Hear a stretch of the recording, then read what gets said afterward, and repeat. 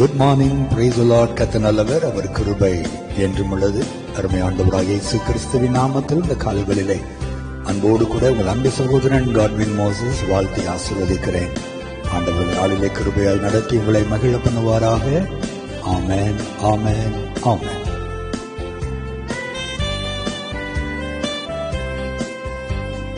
துக்க நாட்கள் முடிந்து போகும், நீ இனி அழ வேண்டாம். துக்க நாட்கள் முடிந்து போகும், நீ இனி அழ வேண்டாம்.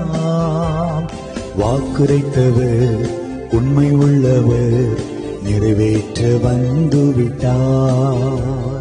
வாக்குரைத்தவர் உண்மை உள்ளவர், நிறைவேற்ற வந்துவிட்டார். உன் துக்க நாட்கள் முடிந்து போகும், நீ இனி அழ வேண்டாம்.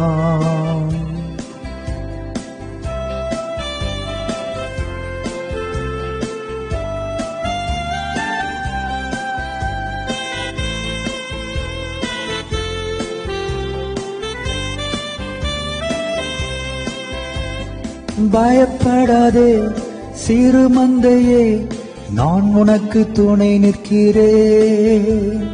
பயப்படாதே சிறு மந்தையே, நான் உனக்கு துணை நிற்கிறேன்.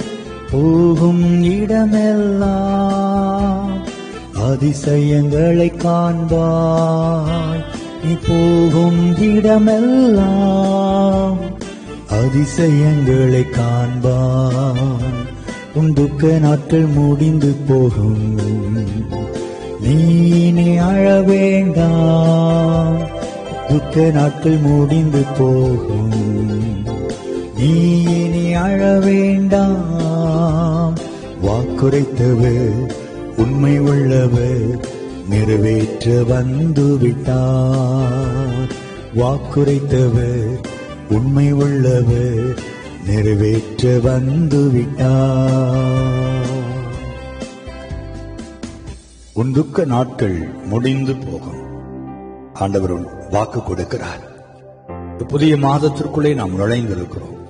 தேவனுடைய பிள்ளைகளே, எந்தெந்த காரியத்திலெல்லாம் கடந்த மாதம் துக்கத்தோடு இருந்தீர்களோ, குழந்தை இல்லை என்கிற துக்கம், வேலை இல்லை என்கிற துக்கம், ஆரோக்கியம் இல்லை என்கிற துக்கம், பணம் இல்லை என்கிற துக்கம், நிம்மதி இல்லை என்கிற துக்கம்.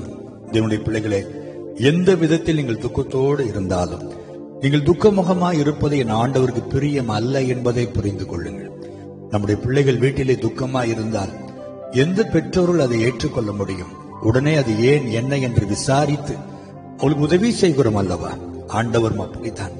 நாம் நம்முடைய பிள்ளைகளை நேசிப்பதை விட நம்மை ஆண்டவர் அதிகமாகவே நேசிக்கிறார். நம்முடைய பிள்ளைகள் துக்கத்தோடு இருப்பதை எப்படி அவரால் தாங்கிக் கொள்ள முடியும்?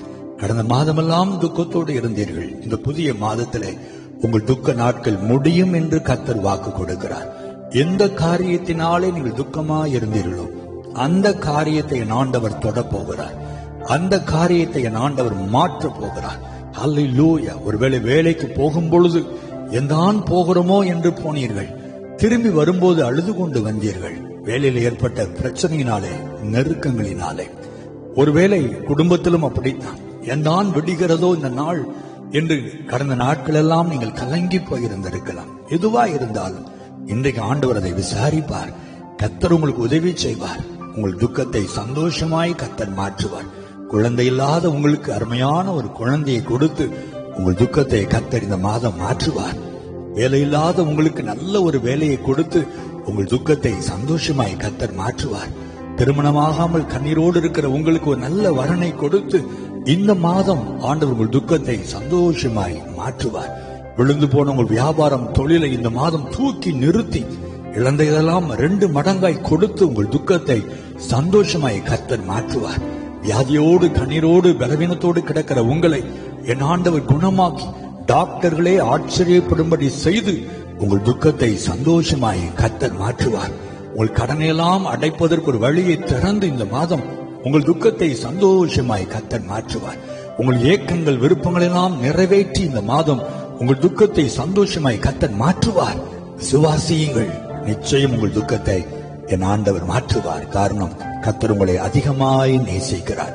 உங்களை கைவிடவே மாட்டார். பிரியமானவர்களே, தைரியமா இந்த மாதத்திற்குள்ளே நுழைந்து செல்லுங்கள்.